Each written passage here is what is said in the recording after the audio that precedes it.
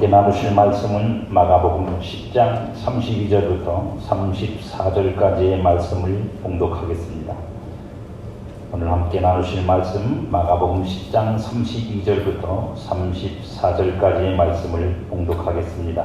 예루살렘으로 올라가는 길에 예수께서 그들 앞에 서서 가시는데 그들이 놀라고 따르는 자들은 두려워하더라.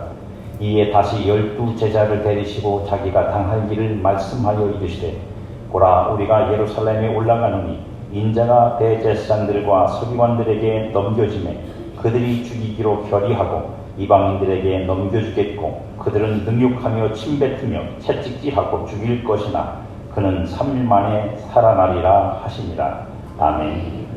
갈릴리부터 시작된 주님의 예루살렘 향한 길, 갈릴리를 떠나면서 시작된 예수님의 길이 어디를 향해 가는지 오늘 본문에서 우리는 분명하게 그 목적지가 드러나고 있음을 알 수 있습니다. 그 길의 목적지는 예루살렘입니다. 지금 예수님과 제자들은 예루살렘으로 올라가는 길에서 대화를 나누고 있는 겁니다. 마가는 예루살렘을 향해 가는 길의 위의 풍경을 이렇게 묘사합니다. 예수께서 그들 앞에 서서 가시는데, 사람이 함께 길을 가다 보면 앞에 가는 사람이 있고 뒤에 가는 사람이 있고 중간에 가는 사람도 있습니다. 군대에서는 그런 말이 있죠. 뭘 해도 앞에도 서지 말고 뒤에도 서지 말고 중간에만 서라. 그러면 안 맞고 고생 안 하고 국방부 시계가 돌아가서 제대할 때가 옵니다. 예수님께서 앞에 서서 가신다는 말이 그렇게 중요해 보이지 않습니다. 문법으로 봐도 그렇고 당연히 사람이 걷다 보면 일렬로 쭉 나란히 걸을 수만은 없는 겁니다. 그런데 마가는 예수님이 앞에 서서 가시는 모습을 자연스러운 현상으로 보는 게 아니고 그 현상을 의도적인 행위로 묘사를 하고 있어요. 예수님이 모든 사람의 앞에 서서 가신다는 이 표현이, 당연히 여러 사람이 가다 보면 앞서는 사람, 뒤서는 사람이 있는데 예수님이 그래도 지도자니까, 메시아니까 좀 앞에 서 갈 수도 있잖아요. 나를 따라라! 그러면 가실 수도 있으니까 그런 가볍게 보면 되는데 마가는 그렇게 표현하고 있지는 않는 것 같습니다. 왜 그렇게 이해를 하는지는 굳이 우리가 성경의 원어를 찾아보거나 문법의 어떤 용법을 찾아볼 필요도 없이 그 뒤에 예수님이 앞서 가시는 일로 인하여 보여주는 뒤에 따르는 무리들의 태도를 보면 알 수 있어요. 예수님이 앞서 가시는 일로 인해서 예수님의 제자들과 그리고 뒤에 따르는 무리들이 어떤 태도를 보이냐? 그들이 놀라고 따르는 자들은 두려워하더라고요. 여러분들 앞에 누가 가면 놀랍니까? 여러분 앞에 누가 가면 두려워요? 그런 분은 있어요. 저분이 나보다 앞서가서 내가 먹을 걸 다 뺏어 먹을까봐. 그런 두려움은 있을 수 있어요. 하지만 여러분 생각해 보세요. 그냥 예수님이 앞에 가시는 것이 늘 일상이었을 텐데, 예수님이 앞에 있는 것이 제자들에게 놀라울 일이나 두려울 일이 아니잖아요. 일상적으로 생각할 때. 근데 왜 마가는 오늘 하필 이 사건, 이 위에서, 이 길에서만 예수님이 앞서 가신다는 말을 하면서 그 앞서 가시는 예수님을 보고 있는 뒤에 있는 제자들과 무리들이 그 예수님을 보고 놀라거나 혹은 두려워했다라고 하는 표현을 쓰느냐 하는 거죠. 그건 예수님이 앞에 서서 가시는 일이 제자들이나 따르는 무리들에게 어떤 의미로 다가오지 않았다면, 그게 그냥 일상적인 것이었다면 이런 일은 없었을 것입니다. 마가는 예수님이 예루살렘을 향하여 앞에 서서 가시는 이 행위를 통해 예수님을 제외한 제자들과 따르는 무리들이 예루살렘을 향하여 가는 이 길에 대하여 어떤 이해를 가지고 있는지를 우리에게 여실히 보여주고 있어요. 그래서 그들의 반응이 그렇게 나올 수밖에 없었던 겁니다. 제자들과 무리들의 반응을 표현한 놀라고와 두려워하더라라는 이 표현은 마가복음에서 좀 자주 드러나는 표현입니다. 마가가 자주 사용하는 표현이에요. 이 단어들은 주로 예수님이 가르치실 때, 가르침을 듣고 난 다음에 그들의 태도를 표현하거나 혹은 예수님이 어떤 기적을 행하셨을 때 그 기적을 보고 난 다음에 그들이 행한 태도를 설명할 때 이 두 단어를 많이 썼어요. 마가복음 1장 27절에 보면 예수님의 가르침을 들은 그들이 뭐라고 하냐면 다 놀라. 여기서 놀란다는 말은 오늘 본문에 나와 있는 놀란다는 말하고 똑같은 단어예요. 다 놀라. 기겁을 해. 사실은 기겁했다는 뜻이거든요. 놀라 서로 물어 이르되 이는 어찌미냐 권위 있는 새 교훈이로다 더러운 귀신들에게 명한즉 순종하는도다.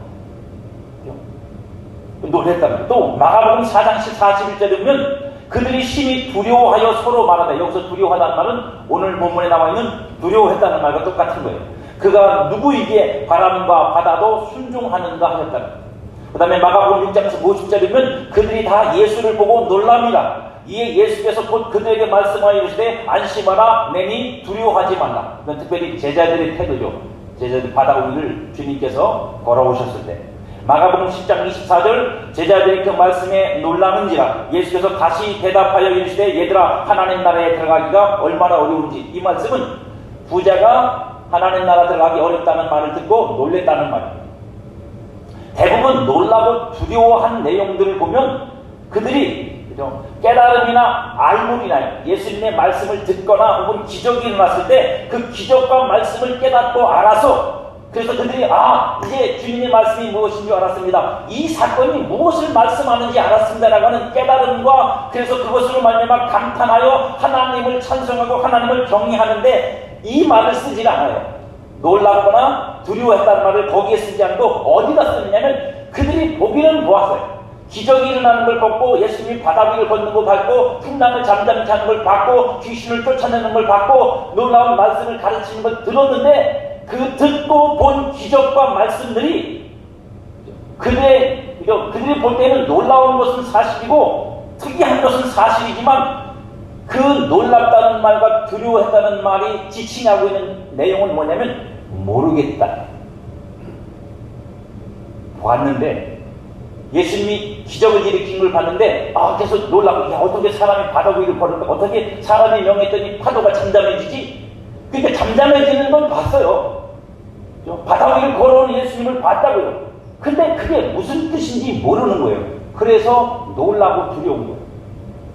그런 의미로 마가는 이 놀라고 두렵다는 말을 사용합니다. 그렇다면 예수님이 앞에 서서 가셨다는 이 단어 하나로 이 문장 하나를 두고 예수님이 앞서 가셨다는 것으로 두려워하고 놀랬다는 말은 뭐냐면 그들이 예수님이 앞에 서서 가시는 걸 보기는 봤는데 그게 무슨 뜻인지 몰랐다는 얘기예요.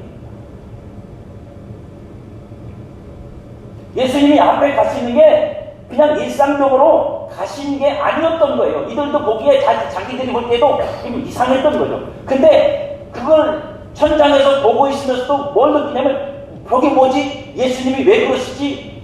라고 하는 어떤 의구심, 두려움을 가지고 있는 거예요. 이해를 못했다는 뜻입니다. 그걸 깨닫지 못했다는 얘기예요. 다시 말하면 예루살렘을 향해 가는 길이 뭔지 모르는 거예요.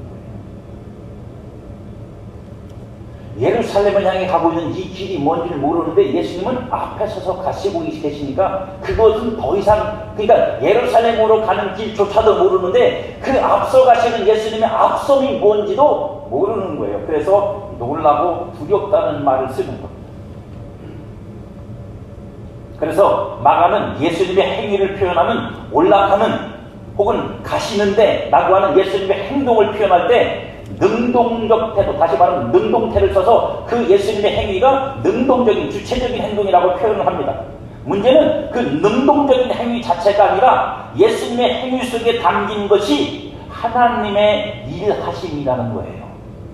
다시 말하면 지금 이 제자들이나 뒤에 따르는 무리들이 놀라고 두려워한 이유는 뭐냐면 예수님의 그 앞서 가심과 이 예루살렘으로 향하여 가고 있는 이 길이 예루살렘을 향해 가고 있는 건 알고 있지만 그러나 그것이 어떤 길인지 무슨 길인지 무슨 일을 위해서 이렇게 가는 것인지는 그 속에 감추어진 하나님의 일하심은 모르더라. 그걸 모르니까 두렵고 놀랍더라. 그래서 예수님도 이렇게 말씀하세요. 예수님도 그 가시는 것을 요한복음 12장 50절에 보면 나는 그의 명령이 영생인 줄 아노. 그러므로 내가 이루는 것은 내 아버지께서 내게 말씀하신 그대로니라. 무슨 얘기냐면 예수님이 지금 하시는 모든 일들은 다 누구 뜻대로 한다는 얘기예요. 내 뜻대로 하는 게 아니라 내 아버지의 명령을 따라 내가 하는 거야. 그러니까 내 일, 내 행함, 내가 앞서가는 이 일에는 하나님의 일하심이 감춰져 있다는 얘기잖아요. 근데 제자들과 다른 무리들은 그게 뭔지 모르니까 놀라는 거예요.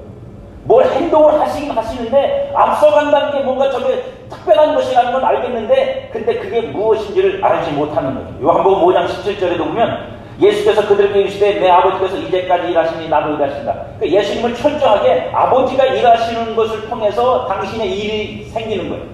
그러니까 지금도 예루살렘으로 올라가는 것도 당신의 자기적인 선택과 결정이 아니라 아버지의 명령을 쫓아 올라가는 거고 앞서가는 것 그 앞서서 가시는 행동조차도 내가 그래도 선생이 됐으니까 제자들보다는 좀 앞서가야지.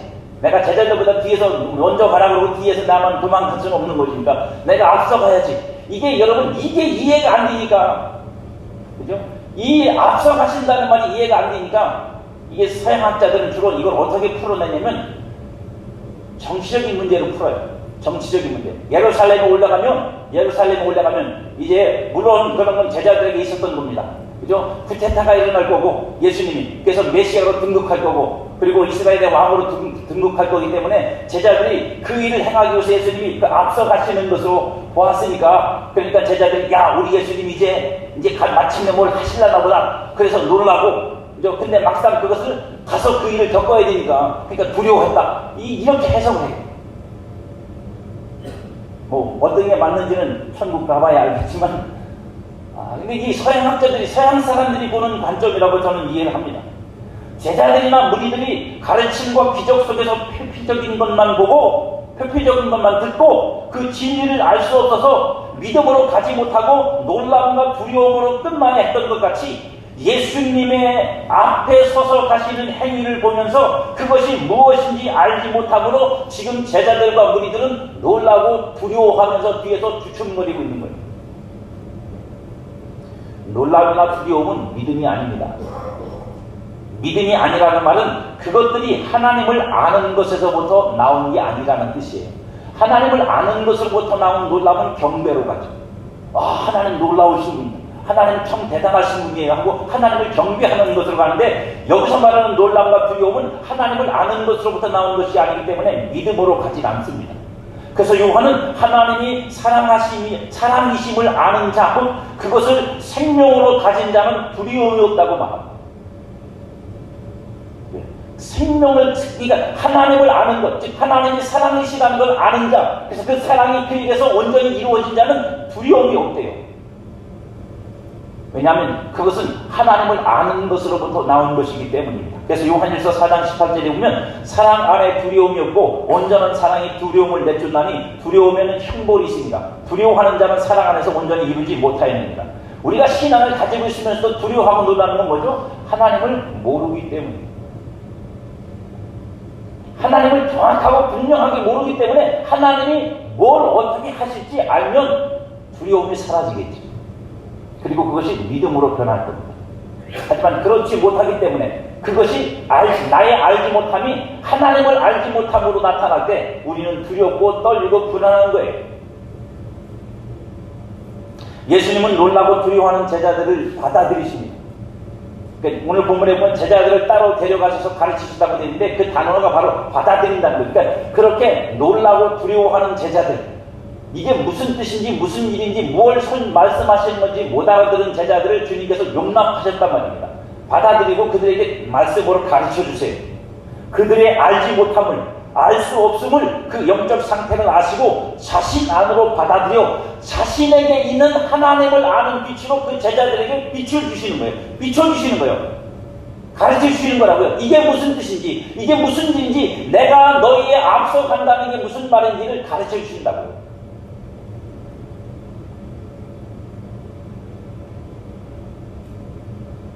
왜냐하면 주님은 우리에게 그 빛으로 오셨기 때문입니다. 고린도후서 4장 6절에 보면 어두운 데 빛이 빛이라 말씀하시던 그 하나님께서 예수 그리스도의 얼굴에 있는 하나님의 영광을 아는 빛을 우리 마음에 비추셨느니라. 이 일이 지금 제자들에게 주님은 가르침을 통해서 주시는 거예요. 이게 무슨 일인지, 이게 지금 예루살렘으로 가는 게 뭔지 모르고, 예루살렘으로 가는 길에 예수님이 앞서서 가신다는 게 무슨 뜻인지 모르는 제자들에게 그걸 알고 계시는 주님이 가르쳐주고 계시단 말입니다. 요한복음 17장 8절에 보면, 나는 아버지께서 내게 주신 말씀들을 그들에게 주었사오며 그들은 이것을 받고 내가 아버지께로부터 나온 줄을 참으로 아오며 아버지께서 나를 보내신 줄도 믿었사옵니다. 라고 그걸 알 수 있도록 가르쳐 주신 거예요. 그 말씀 속에 예루살렘으로 올라간다는 것이 무엇인지, 예수님이 앞서 가시는 것이 어떤 의미인지를 담고 있어요. 이게 기독교의 진수입니다. 무슨 뜻이냐면, 기독교는 보편적이고 객관적인 증거로 예수 그리스도를 이해시키고 하나님을 증명하여 믿게 하는 게 아니라 내면적 비춤, 곧 가르침을 통해 아는 것, 곧 생명을 얻게 하는 것이 기독교의 진짜 신앙인 거예요. 세상은 자꾸 우리 보고 객관적인 증거를 들이대라고 말하지만, 그 증거는 아무리 돼도 창조과학회가 그걸 하려고 애를 쓰고 있습니다만, 창조과학회가 노아의 방주를 재생해낸다고 해도 그것 때문에 예수 믿는 사람이 늘어나진 않아요. 왜요? 그렇게 예수님이 믿어지는 게 아니거든요. 하나님을 아는 그 빛이 우리 안에 들어와 마침내 우리의 지각 속에서 하나님이 알아져야 되는 거예요. 그래야 믿어지는 거예요. 예수님이 제자들에게 가르치신 내용은 오늘 본문에 이렇게 기록되어 있습니다. 33절, 34절. 보라, 우리가 예루살렘에 올라가노니 인자가 대제사장들과 서기관들에게 넘겨주매 그들이 죽이기로 결의하고 이방인들에게 넘겨주겠고 그들은 능욕하며 침뱉으며 채찍질하고 죽일 것이나 그는 3일 만에 살아나리라. 이 내용이 무슨 내용인지 모르는 분은 없을 겁니다. 십자가에서 죽으신다는 뜻이죠. 하지만 오늘 이 말씀 속에서 분명히 주님은 우리에게 앞에 서서 가신다는 말이 무슨 뜻인지를 가르쳐주고 계시고, 그리고 예루살렘으로 올라간다는 것이 무슨 뜻인지를 가르쳐주고 계세요. 예수님이 말씀하신 내용은 내가 이런 일을 겪을 것이다 라고 하는 표현입니다. 그죠? 내가 예루살렘에 올라가면 이런 일을 겪을 것이라는 표현이지만 단지 그런 일을 겪을 것이라는 것에만 국한되어 있지는 않습니다. 예수님이 말씀하고 싶은 건 뭐냐면, 이런 일들이 내 안에서 하나님이 하시는 일이야가 더 맞아요. 내가 예루살렘 가면 이런 일을 겪을 거야가 아니라, 내가 예루살렘에 가서 겪는 모든 일들은 하나님이 나를 통해서 지금 하시는 하나님의 일이야를 보여주고 계시고 싶다. 그걸 설명하고 계시는 거라고요. 이걸 발견하지 못하면 믿음으로 못 간다는 거예요. 이게 깨달아지지 않으면 믿음이 되지 않는 거예요. 요셉이 애국으로 팔려가서 노예로 살고 또 종살이하고, 그리고 그것도 모자라가지고 옥살이하고, 여러분 그게 그 속에서 이루어진 하나님의 일이 무엇인지 모르면 애국은 지 형들한테 복수 안 할 수가 없어요. 그럼 안 하면 인간이 아니지. 자기는 그렇게 망쳐버린 그 형제들에게 복수를 어떻게 안 해요, 인간이 돼서. 하다못해 코털이라도 뽑아야지. 여러분들은 왜 아닌 척하고 계세요? 여러분들 같으면 머리털 짚고 봤을 걸. 요셉이 그걸 안 한 이유는 하나밖에 없어요. 성품이 좋아서요? 아니에요. 성품이 좋긴 뭐가 좋아요? 지 형들 권세 갖고서 놀려먹은 게 요셉인데. 성품이 좋아서가 아니라 비로소 그가 자기 안에서 자기 삶에서 하나님이 하신 일이 무엇인지를 깨달았기 때문이에요. 그걸 몰랐으면 요셉이 그렇게 형들을 용서할 수 없다고요. 자신 안에서 행하시는 하나님의 일, 결국은 자신을 통해서 하나님께서 뭘 하시는지, 내가 내 삶을 통해서 하나님이 예수 그리스도가 아직 나타나진 않았지만 그리스도를 통해서 이루신 하나님의 구원을 설명하기 위해서 나라는 인생을 쓰고 계시다는 걸 요셉이 깨닫지 못했으면 그는 절대로 형들을 용서 안 한다니까요. 그 그리스도를 통해서 이루신 하나님의 용서와 구원을 알았기 때문에 그가 그 용서를 할 수 있었던 거예요. 인간적인 문제가 아니라. 오늘 예수님이 그걸 말씀하시려고 합니다. 내가 예루살렘에 가서 당할 일들은 내 개인적인 일이 아니고 사적인 일이 아니고 정치적인 문제가 아니라 내 안에서 일하시는, 나를 이 세상의 구원자로 보내신 내 아버지께서 일하심으로 만들어지는 일들이다 라고 하는 것을 말씀하려고 하시는 거예요. 그래서 예루살렘에서 인자가 당할 일들을 설명하는 맨 처음 일이 대제사장들과 서기관들에게 넘겨짐에, 대제사장들과 서기관들에게 넘겨짐에, 여기서 넘겨진다는 말을 수동태로 쓰고 있어요. 그 다음에 또 넘겨진다는 말이 나오거든요. 그건 수동태가 아니라 능동태로 쓰고 있습니다. 왜냐하면 그 다음부터 나오는 넘겨진다는 말은 사람에 의해서 사람에게 넘겨지는 거예요. 그러니까 그 일을 하는 주체가 사람이란 말입니다. 대제사장들과 서기관들이 누구에게 넘겨주죠? 이방인들에게 넘겨준단 말이에요. 그건 그 대제사장들과 서기관들이 한 일이에요. 근데 그 대제사장들과 서기관들에게 이 예수님을 넘겨주는 일은 사람의 일이 아닌 거예요. 그럼 누가 하겠어요? 사람이 하나님. 하나님이 하시죠. 하나님이 예수를 팔아 넘기신 거예요. 물론 칼은 일다가 팔았어요. 돈은 거기서 받아 먹었어요. 돈은 거기서 받아 먹었지만 그 일을 직접 하신 분은 누구냐? 하나님입니다. 하나님이 팔아 넘기신 거예요. 그걸 설명해 주려고 그 막아는 우리에게 일부러 그런 의도적인 단어를 쓰고 있는 거예요. 즉 예수님이 예루살렘에 올라가시고 그곳에서 당하는 모든 일은 하나님이 예수님을 사람들의 손에 넘겨주셨기 때문에 가능한 것이다 이게. 안 넘겨줬으면 그런 일은 절대로 일어나지 않는다고요. 예수님 말씀대로 하나님이 허락하지 않으면 참새 한 마리도 안 떨어지는 거라고요. 그게 하나님의 의지고 하나님의 결정권이라고요. 주권이란 말이에요, 하나님이. 그러니까 예수님이 그렇게 넘겨지는 건 하나님이 넘겨주시기로 결정하셨기 때문에 넘겨지는 거야. 나는 그렇게 하나님에 의해 넘겨지는 거야 라고 하는 걸 설명하고 있는 거예요. 그래서 그 넘겨짐을 통해 성취되는 것은 사람들의 악함을 폭로함과 동시에 예수님을 십자가에 못 박혀 죽이는 그 로마 병정들이나 이스라엘 사람들이 악하다는 걸 폭로하는 것 동시에 또 그 안에서 하나님의 뜻 곧 구원이 성취됨을 우리에게 말씀하시는 거예요. 그게 이루어질 거라고. 그래서 예수님도 이에 대해서 이렇게 말씀하세요. 요한복음 10장 17절 18절에 보면 내가 내 목숨을 버리는 것은 그것을 내가 다시 얻기 위함이니 이로 말미암아 아버지께서 나를 사랑하시느니라. 이를 내게서 빼앗는 자가 있는 것이 아니라 내가 스스로 버리노라. 나는 버릴 권세도 있고 다시 얻을 권세도 있으니 이 계명은 내 아버지에게서 받았노라 하시니라. 예수님은 뭐라고 말씀하세요? 나한테는 버릴 권세도 있고 다시 취할 권세도 있다. 근데 그 권세라는 것이 뭐냐면 결국은 아버지가 나를 그렇게 넘겨주시기로 결정하셨고 그것이 아버지의 뜻이며 그걸 통해서 하나님께서 구원의 역사를 이루시기를 결정하셨기 때문에 이제 예수님은 그것을 따라서 자신을 내어주신다. 하나님은 팔아 넘기시고 예수님은 내어주는 거예요. 하나님의 뜻에 의해 넘겨지고 그리스도 예수의 순종으로만 버려질 수 있는 것, 그게 바로 예수님의 버려짐, 드려짐, 희생, 헌신이라고. 그러니까 저와 여러분들의 희생과 헌신도 내가 자의적으로 내가 뭘 해서 내가 희생하고 헌신해서 나를 드러내는 것, 그건 여러분 하나님이 우리를 그 희생으로 넘겨주시는 게 아니라는 거예요.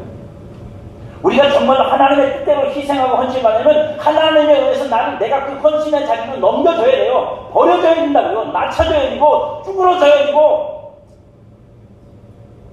그래야 거기서 정말로 희생하는 거예요. 진짜 헌신하는 거예요. 거기서 정말 이름도 못 갖고 빚도 못 내고 그러나 그 속에서 하나님의 일이 이루어져요.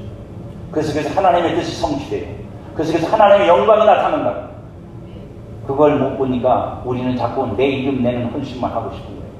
내 이름 내는 희생만 하고 싶은 거예요. 왜요? 희생을 해도 헌신을 해도 내가 죽는 건 원치 않거든요. 내가 사라지는 건 원치 않아요. 그러나 예수님처럼 이렇게 하나님의 뜻에 의해 넘겨지고 그의 순종으로 말미암아 내가 버려질 때 그때 무엇이 이루어지느냐? 하나님의 약속이 성취돼요. 하나님의 구원이 이루어져요. 하나님의 일하심, 하나님 되심이 나타난다니까요. 이사야서 53장 5절에 그리고 6절에서 말씀하죠. 그가 찔림은 우리의 허물 때문이요 그가 상함은 우리의 죄악 때문이다. 그가 징계를 받음으로 우리는 평화를 누리고 그가 채찍에 맞음으로 우리는 나음을 받았도다. 우리는 다 양 같아서 그릇 행하여 각기 제 길로 갔거늘 여호와께서는 우리 모두의 죄악을 그에게 담당시키셨도다. 이게 어떻게 이루어져요? 하나님이 예수님을 버리셔야 돼요. 그리고 예수님은 그 넘겨주신 자신을 순종으로 버리셔야 돼요. 그래야만 이 일이 이루어지는 거라고. 이 하나님의 뜻을 그리고 예수 그리스도의 이 순종이 이루어진 그것을 위해서 예루살렘을 향하여 이 길을 예수님이 제자들과 무리들 앞에 서서 가셨대요. 그래서 놀라고 두려워한답니다. 그러니까 예루살렘에 가는 길이 무엇인지는 이미 우리가 알았지만, 이제 확인했지만, 그런데 도대체 왜 예수님이 앞서 가셨다는 말을 쓰고 있고 마가는 그 앞서 가시는 한 행동을 통해서 왜 제자들은 좀 놀라고 무리들은 두려워했을까? 그렇게 놀라고 두려워할 일은 아닌데, 마가는 이 표현은, 마가가 쓴 이 표현, 즉 예수님이 앞서 가셨다는 마가의 표현은 예수님이 자주적으로 그 일을 순종하셨다는 의미만 담겨 있는 것이 아니라 예수님이 앞에 서서 가셨다. 앞에 서서 가셨다는 것은 여러분들이 그림을 그려보시면 좋겠습니다만 앞에 있다는 뜻이죠. 예수님이 가장 앞에, 제일 앞에 있다는 뜻이잖아요. 그 뜻은 우리에게 무엇을 설명하고 있는 거냐면 예수님이 우리를 대표해서 예루살렘에 올라가고 계시다는 뜻이에요. 예수님이 뒤에 쫓아오는 무리들과 제자들을 대표해서, 다시 말하면 모든 인류를 대표해서 예수님이 앞에 서서 가신다면 어디를 향해서? 예루살렘을 향해서요. 무슨 일로? 하나님에게 팔아 넘겨지고 자신을 버리는 일을 위해서 앞에 서서 가신다는 말입니다. 고린도후서 5장 14절에 보면 그리스도의 사랑이 우리를 강권하시는도다. 우리가 생각하건대 한 사람이 모든 사람을 대신하여 죽었은즉 모든 사람이 죽은 것입니다. 여기서 말하는 대신이라는 말, 대신이라는 말은 또 다른 말로 말하면 대표로, 모두를 대신하여 모두의 대표가 되어서 하신 일이 십자가란 말입니다. 그러니까 지금 예수님께서 모든 사람의 앞에 서서 예루살렘으로 올라가는 일은 뭐냐면 이 예루살렘에서 겪는 일들은 내가 대표로 겪어야 될 일이야. 내가 너희를 대신에 겪어야 될 일이야. 내가 대신 죽어야 될 일이야. 그래서 나는 올라가는 거고 너희도 그래서 함께 올라가고 있는 거라고 말씀하고 있는 거란 말입니다. 대신 하셨다는 말씀은 대표를 하셨다는 말씀이, 이것이 예수님이 앞에 서서 하신 그 행위를 하신, 그리고 그렇게 마가가 그걸 중요하게 표현해서 사람 죄 있는 제자들과 무리들이 놀라고 두려워한 진리예요. 그런데 예수님이 우리 앞에만 가시는 게 아니라 하나를 덧붙여서 말씀하세요. 뭐라고 말씀하면 우리가 예루살렘에 올라간다고 말씀하세요. 그러니까 말로는 우리가 예루살렘에 올라간다고 말씀하시는데 행동은요 당신이 앞에 있는 거예요. 그림을 그려보시면 훨씬 쉽습니다. 여기서 우리는 누구죠? 무리들은 제외됩니다. 누구만 거기에 포함되죠? 지금 이 말씀은 제자들만 따로 데리고 말씀하시는 거예요. 그러니까 제자들에게 말씀하시는 거예요. 그러니까 제자들 보고 뭐라고 말씀하시는 거예요? 지금 내가 앞서 가지만 사실은 뭐다? 너희들과 같이 가고 있는 거예요. 우리라는 말을 쓰셨습니까? 너희와 함께 올라가고 있는 거야 라고 말씀하시는 거거든요.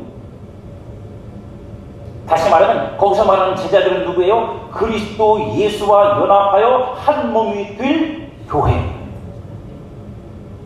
한 몸이 될 교회란 말입니다. 그러니까 지금 예수님은 대표로 앞에 서서 가시지만 무엇과 함께 가시는 거예요? 한 몸이 될 교회와 함께 예루살렘으로 올라가고 계시다는 뜻입니다. 앞에 서서 가시지만, 대표로 가시지만, 대신해서 가시지만 우리 곧 교회가 함께 올라간다는 연합의 진리를 마가는 이 한 폭의 그림 속에서 담아놓고 있는 거예요. 앞에 서서 가신다는 이 말 속에, 이 행동, 그리고 우리가 함께 예루살렘에 올라간다는 이 말 속에 이 두 가지를 동시에 담아내고 있는 겁니다. 그래서 함께 죽고 함께 살아나 교회로 살아있는 자가 되게 하신 거예요. 예수님이 대신, 그러나 함께 십자가의 죽으심으로 말미암아 그 죽음을 맞이한 모든 사람들이 교회로 다시 살아났어요. 교회로 다시 살아나서 교회로 하나님 앞에 산 자가 되는 것입니다. 그렇게 하심으로 앞에 서서 가신 이의 또 다른 의미가 교회들에게 요청되는 거예요. 무슨 얘기냐면 앞에 서서 가신다는 말의 첫 번째 진리는 예수님이 대표로 가신다, 대신 하신다는 뜻이지만 우리라는 말을 통해서, 우리가 함께 올라간다는 말을 통해서 이 앞에 서서 가신다는 이 말의 또 다른, 우리 교회, 몸빈 교회를 향한 주님의 또 다른 음성을 우리가 듣는 거예요. 그 요청을 받는다고요. 바울은 그 진리를 우리에게 이렇게 설명합니다. 고린도후서 5장 15절, 그가 모든 사람을 대신하여 죽으심은 살아있는 자들로 하여금 다시는 그들 자신을 위하여 살지 않고 오직 그들을 대신하여 죽었다가 다시 살아나신 이를 위하여 살게 하려 함이라.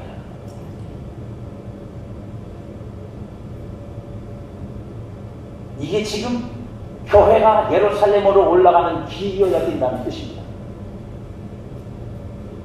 예수님이 대신 대표로 올라가 그 죽음을 당하시지만 그러나 그 걸음이, 그 길 위에 그저 예루살렘을 향하는 그 길이 교회와 이미 함께한 길이기 때문에 이미 그 예수로 말미암아 죽은 자 가운데서 산자가 된 교회는 이제 그 산자로 그 길을 걸어 예루살렘으로 올라가야 되는 거예요. 왜요? 함께 갔습니다. 우리가 갔습니다. 디도서에 보면 디도서에서도 이렇게 말합니다. 2장 14절 그가 우리를 대신하여 자신을 주심은 모든 불법에서 우리를 속량하시고 우리를 깨끗하게 하사 선한 일을 열심히 하는 자기 백성이 되게 하려 하십니다. 여기서 말하는 그죠? 살아나신 일을 위하여 살게 하십니다. 다시 말하면 그리스도를 위해서 살게 하십니다. 그리고 선한 일을 이제 열심히 하는 자기 백성 되게 하려 하십니다. 이게 예수님이 우리 앞서 가신 이유고 그 이유고 결국 우리가 그와 함께 예루살렘을 가고 있다는 오늘 표현은 뭐냐면 이미 우리는 예수 그리스도 안에서 그 길로 가고 있다는 뜻입니다. 그런데 어떻게 됐어요? 예수님이 이미 그 길로 가서 그 길을 가야 되는 목적을 어떻게 하셨죠? 완료하셨어요. 완성하셨다고. 우리의 구원을 이루셨고 우리로 하나님의 자녀가 되게 만드셨어요. 그런데 우리는 지금 그 일을 또 걷고 있는 거예요. 누구 안에서? 예수님 안에서요. 그럼 그 길은 무슨 길이겠어요? 내가 이 길로 가서 구원을 받겠다고 하는 거예요? 아니면 이미 하나님이 그리스도 안에서 주신 구원을 가지고 이 길을 걸어가는 거겠어요? 그저 구원을 얻고 이 길을 걸어가는 거죠. 그러니까 이 길에서 우리가 만날 예루살렘에 예수님이 올라가서 겪었던 일 같은 그 똑같은 일을 우리가 똑같이 겪거든. 고난을 받고 그죠? 침뱉음을 당하고 모욕을 당하고 수치를 당하고 욕을 먹어도 그건 뭐가 되는 거예요? 내가 이렇게 이런 일을 겪으면 하나님이 나한테 뭘 해주시겠다가 아니라 뭔 거예요? 하나님이 내게 주신 사랑이 그 은혜가 그 구원이 이것이구나. 다른 거예요. 그래서 선한 일을 열심히 내는 내 백성 되게 하려 하십니다. 우리 보고 여러분 착한 일 하라는 게 아니라 하나님의 선하신 뜻이 무엇인지를 깨닫고 살라는 거예요. 그 깨달음을 통해서 우리의 삶이 진짜 예수 안에 있는 생명, 그 생명으로 사는 자 비어 나타나도록 하시려는 겁니다. 교회가 이 일을 간다는 것은 선하고 의로운 일을 많이 해서 보답하라는 말씀이 아니에요. 성도가 선한 일 많이 하면 하나님의 영광을 받으신다는 말씀도 아닙니다. 중요한 것은 자신을 위해서 살지 않고요. 자신을 위해서 살지 않고 내 자신을 위해서 안 하는 거예요. 왜요? 이미 나는 내 앞에 서서 가신 예수로 말미암아 죽었습니다. 내 앞에 가신 예수로 말미암아 나는 함께 죽었고 내가 지금 살아있는 것은 바울이 갈라디아 2장 20절에서 말하는 것처럼 이제는 내가 사는 것이 아니라 그리스도가 내 안에 사시는 것이기 때문에 내가 이제도 육체 가운데 사는 것은 나를 사랑하사 자기 목숨을 버리신 그리스도를 위하여 사는 그를 믿는 믿음 가운데 사는 거지 그게 내 이름 내고자 내 명성 내고자 내 가치를 챙기고 내가 얼마나 하나님 앞에서 이런 일을 했는지를 드러내고자 가는 길이 아니란 말입니다. 죽는다고 해도 순교는 업적이 아니에요. 그리스도의 십자가 죽음의 영광의 참여지 그건 업적이 아닙니다. 하늘 가서 상 받을 일이 아니라고. 최후의 영광이래요. 그리스도 예수의 죽으신 것 같은 죽음으로 내가 주님과 함께 죽어지는 실제를 경험한 거니까 얼마나 영광이에요. 너무 센 얘기를 해가지고 아멘 하기도 두렵죠. 순교하다가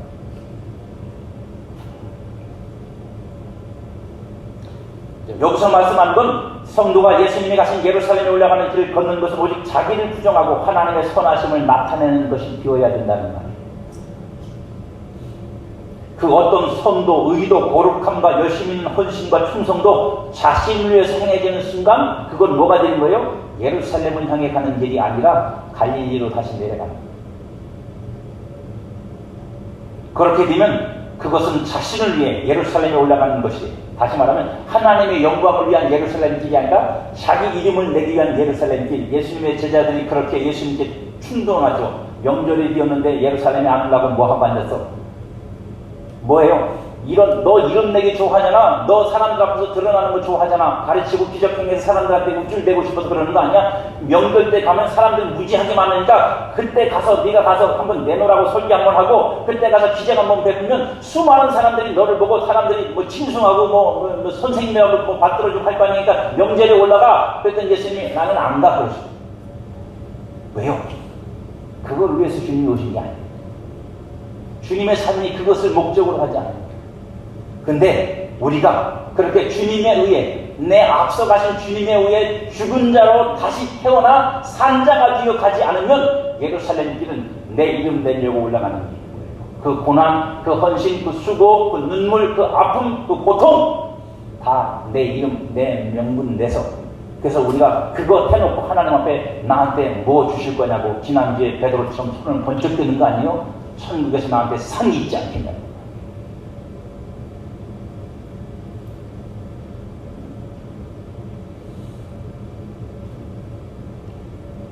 성도는 이제 그나마 육신의 예루살렘이 아니라 땅의 예루살렘이 아니라 하늘의 예루살렘을 향해서 올라가는 길을 걷고 있습니다.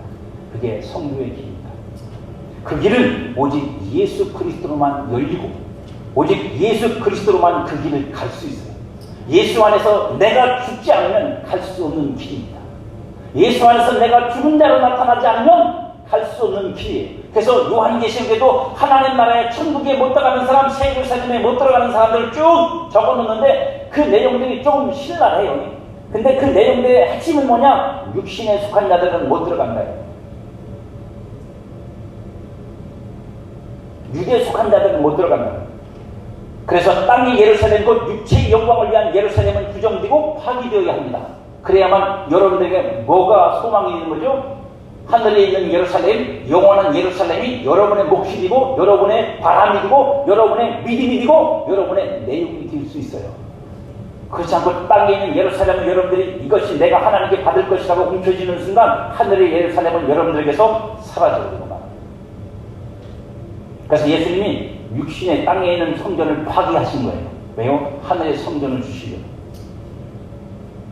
그래야 하늘의 예루살렘을 여러분들이 가질 수 있고 바랄 수 있고 볼 수 있습니다. 주님은 예루살렘으로 향하여 가는 길을 위해서 여전히 깨닫지 못하는 제자들에게 다시 말씀하시고 깨닫게 하시려고 오늘 가르치고 있습니다. 이 길이 십자가와 성령으로 우리에게도 깨달아져야 되고 그것이 우리 안에 깨달아져서 눈이 밝아 주님을 따를 수 있어야 됩니다. 그러니까 이제 우리는 그 주님이 가신 그 길을 주님과 함께 이미 간 그 길을 이제 우리는 산자가 되어 그 예루살렘으로 걸어가야 된다고요. 그 고난 속으로 들어가야 되고 그 이름으로 당할 모든 일들을 우리는 그저 받아들여야 되고 그 안에 순종해야 되고 그러므로 하나님의 영광을 드러내는데 어떤 영광이냐? 십자가를 통해서 우리를 구원하신 하나님의 그 놀라운 영광이 무엇인지가 우리의 삶을 통해서 실제를 통해서 여러분 속에서 저와 여러분 속에서 깨달아지고 드러나야 된단 말입니다. 그게 하나님의 영광이다. 그게 하나님의 선하신 일을 통해서 그 선한 일을 통해서 하나님의 영광이 나타나는 일이라고요. 주님이 주신 생명이 그 길의 로드맵이에요. 여러분들에게 주님께서 생명을 주셨다고 그러잖아요. 하나님은 아는 생명을 주신 것이 로드맵이라고요. 그 생명이 여러분 안에 있으면 여러분들이 그 길로 끌려갈 거예요. 끌려갈 거예요. 그 생명은 여러분들을 가만 놔두지 않아요. 그 예루살렘 길로 여러분들을 끌고 간다고요. 그래서 고난 속에 던지고 여러분들을 팔아 넘기고 그래서 마침내 여러분들 스스로도 하나님 앞에 항복하여 나를 버리도록 만드실 거예요. 그리고 거기서 십자가가 드러나게 만드실 거예요. 그리고 하나님의 영광이 거기서 나타나게 하실 거예요. 그 로드맵을 따라가면 우리는 그리스도인으로 사라지는 겁니다. 저와 여러분 모두가 다 예루살렘으로 올라가는 오늘 예수님과 함께 우리가 예루살렘에 올라가는 함께 올라가고 있다는 사실을 잊지 마시고 이미 우리 앞서 가신 예수님을 따라 그 안에서 우리는 오늘 걸어감으로 주가 나를 위해 걸어가신 그 길, 내 앞에 가신 그것이 무엇인지를 이제 여러분의 삶 속에서 깨달으십시오. 발견하십시오. 그리고 놀라십시오. 두려워하십시오. 그가 나를 위해 행하신 일이 이렇게 놀랍고 귀한 것이며 나를 온전케 하시는 것인 줄 알아. 그 앞에 찬송과 영광을 누리는 저와 여러분 되기를 주님의 이름으로 축복합니다.